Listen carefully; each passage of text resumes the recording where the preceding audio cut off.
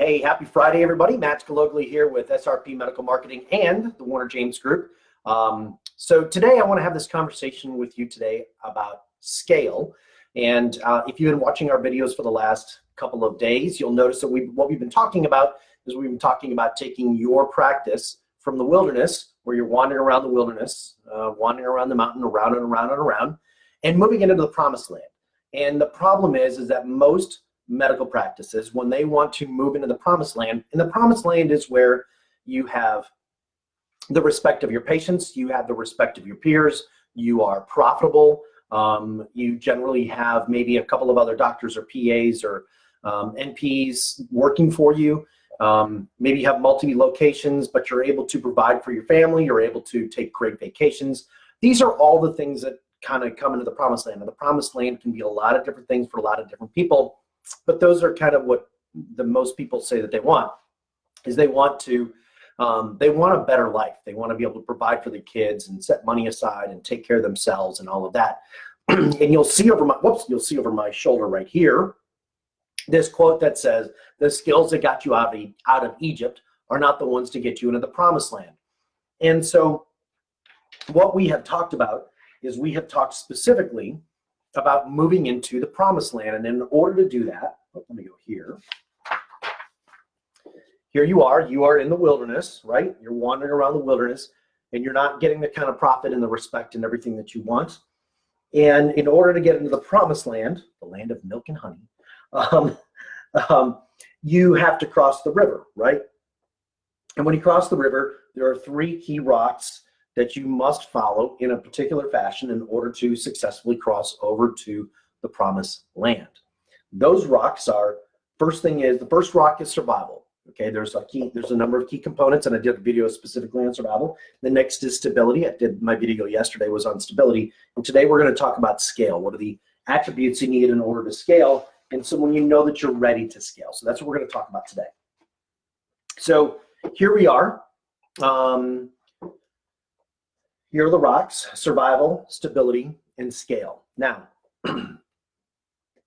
in order for you to be ready to scale, again, let's talk about what scale is and what this means, because it can mean a couple of different things for a couple of different people. But generally what scale comes down to is one, you want to open up multi-locations. This is a very wise strategy. We did this in the erectile dysfunction clinics and the HRT clinics. What we found is there was a distance our patients were willing to travel. Now, we certainly would have people travel 2+ hours in order for them to fix their erectile dysfunction. But really, it was more beneficial. What we did is we did some analysis. We realized that most of our patients were coming within a 35-minute drive. So scale for us was adding other locations, not as big as our main location, but we added other smaller locations. And these may have 5 patient rooms versus 8. Okay, we may have a staff of 6 versus a staff of 12. Smaller locations, but very, very efficient, very, very profitable. It could be that, or it could be that you want to create a bigger footprint and you want to start adding in a bunch of ancillary services, and you want to have different doctors that are specialized in that, and you're all under one roof, okay? Regardless, scale means growth, okay? And so what we want to be able to do when you're ready to do that, here are the key indicators, or here are the symptoms to know that you are ready for scale, okay? You don't have to have every single one of these, but I would recommend that you have most of them. The first one is that very, very wise to have 4 to 6 months in the bank.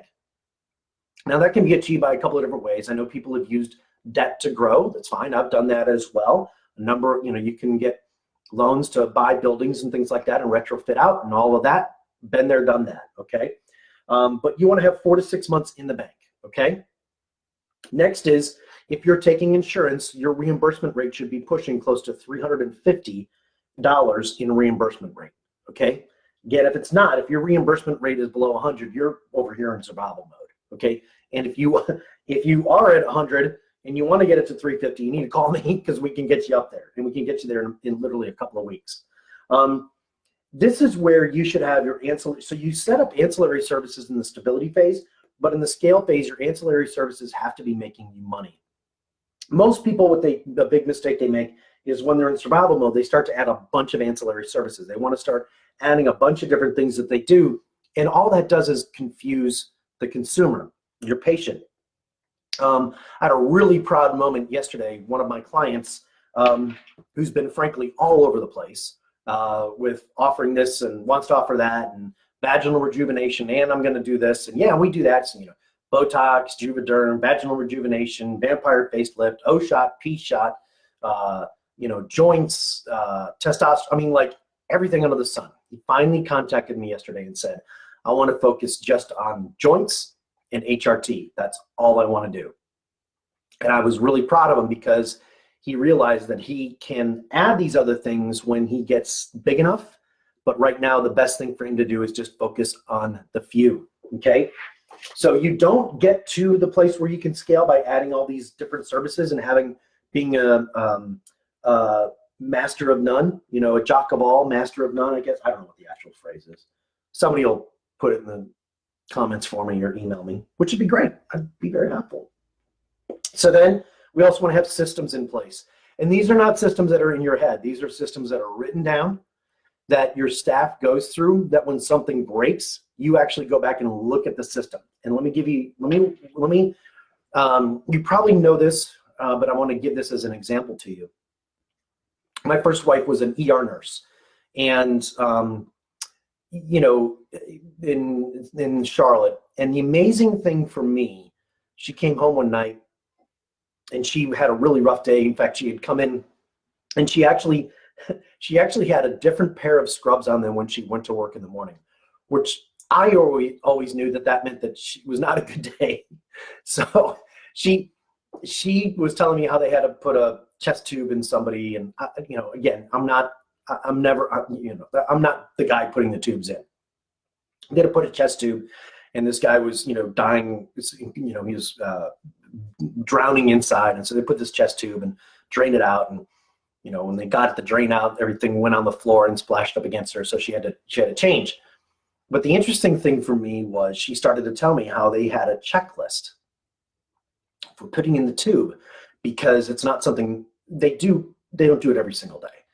And they actually had a person reading out the checklist, and somebody was going through and re-announcing those orders while she was putting in the tube. And I always thought that was rather interesting. If they have time for checklists and they have a time for procedures in the ER, you certainly have time for that in your practice. And checklists do not need to be extensive. They can be very, very simple. In our clinics, we built them out, and they were very easy to run, so that, frankly, if one of the doctors was sick, not that we do the procedure ourselves, but my point was that we wanted to have it so that anybody could do the procedure. Anybody could do the testosterone procedure. Again, we wouldn't do that if there wasn't a doctor doing it, but you get my point, okay? So you have systems in place so that you're not required to be there every single day. And you have a PA or a nurse practitioner who is doing the bulk of the work, okay? And so you're focusing the bulk of your time potentially on growing the practice or researching new procedures and new ways to help patients feel better. Hopefully maybe you have a business manager in place who's running the day-to-day show. But here's the key to all of this, okay? In order for you to scale, if you want to die a really quick death in your practice, scale without systems, okay? It's easy for you to have everything in place when it's you. It's very difficult for you to grow once you get that you're not there each and every single day. I know this because this was one of the big headaches that we dealt with, which I'll talk about in another video, okay? So there you go. This is how we cross the river to get into the promised land. We've got to identify the patient. Where is the patient? You are the patient. Are you in survival mode? Are you in stability mode? Are you in scale mode? These are the indicators. Go back and watch the other videos that we did. And then if you have questions, feel free to contact me. I'll be more than happy to talk to you about how to scale. You can simply message me directly here on Facebook or on LinkedIn and just type the word scale in your message, and I'll be more than happy to talk with you.